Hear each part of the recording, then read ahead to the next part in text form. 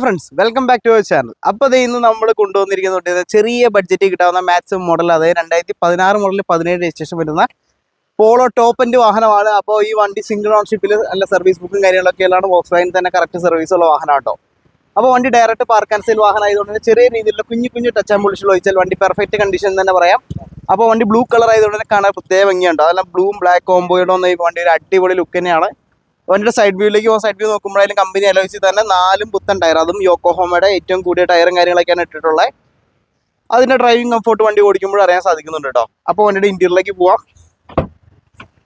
Interior നോക്കുമ്പോഴായാലും കാണാവുന്നതാണ്. ഏറ്റവും latest steering കാര്യങ്ങളൊക്കെയാണ്. ആ മോഡൽ കൂടിയതിൻ്റെ ആയിട്ടുള്ള ക്വാളിറ്റികൾ വണ്ടിയിൽ ഉള്ളിലേക്ക് കയറുമ്പോൾ തന്നെ കാണാനുണ്ട്. പറഞ്ഞാൽ തീരാത്ത അത്ര ഫീച്ചേഴ്സും വണ്ടിക്ക് വന്നിട്ടുണ്ടോ. Company stereo, auto climate control, അതുപോലെ തന്നെ എയർ ബാഗും കാര്യങ്ങളും, സ്റ്റിയറിംഗ് തന്നെ കൺട്രോൾസ്, ഫോട്ടോ പവറിൻ്റെ മിറർ അഡ്ജസ്റ്റിംഗ് ഉൾപ്പെടെയുള്ള എല്ലാ ഫീച്ചേഴ്സും വണ്ടിക്ക് വന്നിട്ടുണ്ട്. ബാക്ക് സൈഡിലേക്ക് പോകുമ്പോഴായാലും അത്യാവശ്യം നീറ്റായിട്ട് തന്നെ സൂക്ഷിച്ചിട്ടുണ്ട്. ഇവിടെ നോക്കുമ്പോഴായാലും റിയർ വൈപ്പറും കാര്യങ്ങളും വന്നിട്ടുണ്ട്. അതിൽ വോക്സ്വാഗൻ്റെ വലിയ എംബ്ലം ഓപ്പണർ ഇവിടെയാണ് വന്നിട്ടുള്ളത്. പോളോ TDI എന്നുള്ള എംബ്ലം കാര്യങ്ങളൊക്കെ ഉണ്ട് കേട്ടോ. അപ്പോൾ വണ്ടി പക്കാ സ്റ്റോക്ക് കണ്ടീഷനിലുള്ള വേറെ എക്സ്ട്രാ ആഡ് ഓൺസ് ഒന്നും കൊടുത്തിട്ടില്ല.